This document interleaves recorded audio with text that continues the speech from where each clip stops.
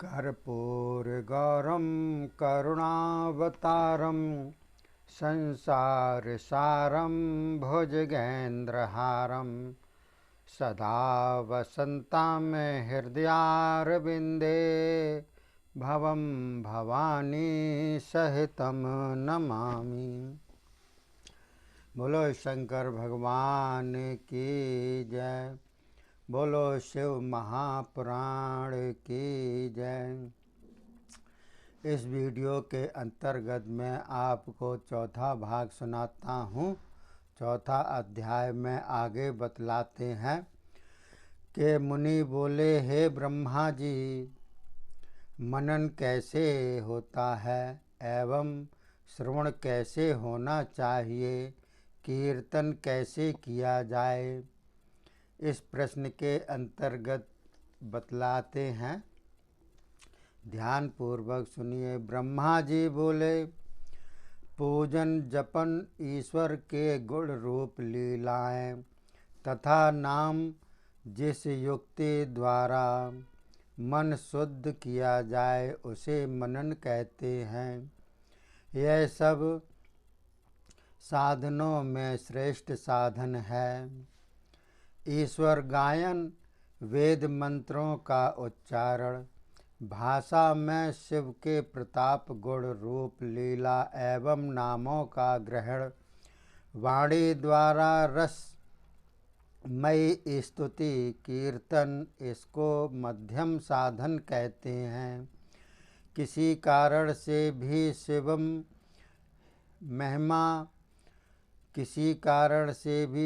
महिमा के शब्द कानों में पड़ें तो वे स्त्री क्रीड़ा के समान कानों में गूंजते रहें, उसे श्रवण कहते हैं।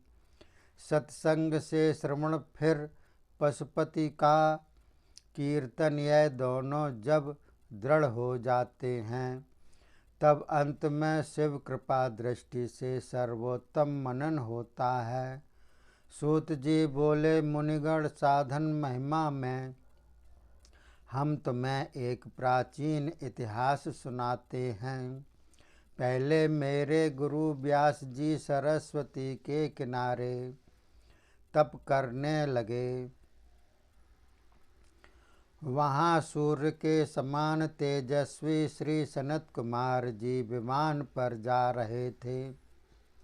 मेरे गुरुदेव ने अचानक ही देख लिया, उन्हें प्रणाम किया, परम कौतूहल से उन्हें बुलाया, उन्हें अर्घ्य आसन देकर बिठाया। सनत कुमार जी प्रसन्न होकर बोले, मुने, आप सत्य वस्तु का ध्यान करते हो, वे तो साक्षात आपके इंद्रिय गोचर हैं, वे शिव ही तुम्हारे सहायक हैं, तो फिर तप किस लिए करते हो। कुमार के ऐसा कहने पर मुनि अपना आशय कहने लगे।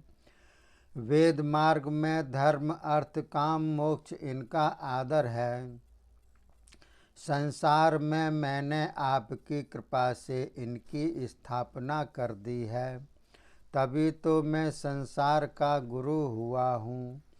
फिर भी मेरे हृदय में मुक्ति का साधन उदय नहीं हो रहा है। मैं मुक्ति के लिए ही तप कर रहा हूँ और कोई कारण नहीं जानता। इस प्रकार जब व्यास जी ने कहा तो हे ब्राह्मण वर्ग, तब सर्व समर्थ भगवान कुमार जी निश्चय मुक्ति का कारण बोले। शिव जी का श्रवण कीर्तन मनन यह तीन वेद सम्मत साधन हैं। प्रथम मुझे भी अन्य साधनों में संभ्रम हुआ था। मैं मंदराचल पर तप करने लगा। तब शिव जी की आज्ञा से नंदीकेश्वर भगवान वहाँ आए। वे बड़े दयालु सर्वज्ञ साक्षी गणेश्वर हैं।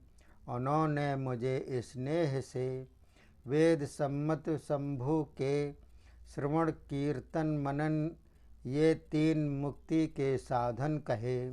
यह तीनों शिव ने मुझसे कहे। अतः तुम भी हे ब्रह्मन इन्हें बार बार करो।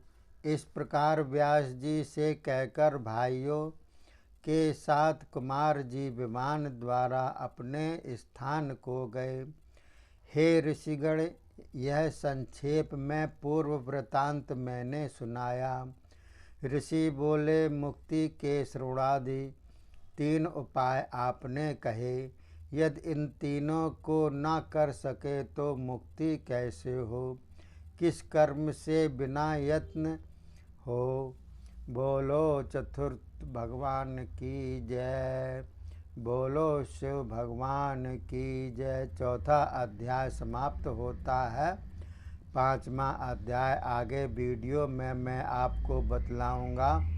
ये शिव महापुराण है, ये मोक्षदायिनी है।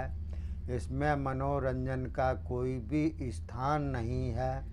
इसलिए अगर आप मोक्ष चाहते हैं, आप अपनी आत्मा का कल्याण चाहते हैं, तो आप इस महापुराण को निरंतर सुनते रहिए, मनन करते रहिए, औरों को भी इसको दीजिएगा श्रवण करने के लिए और हमारे सब्सक्राइब बनिए। बोलो शंकर भगवान की जय। चौथा अध्याय समाप्त। जय हिंद, जय भारत।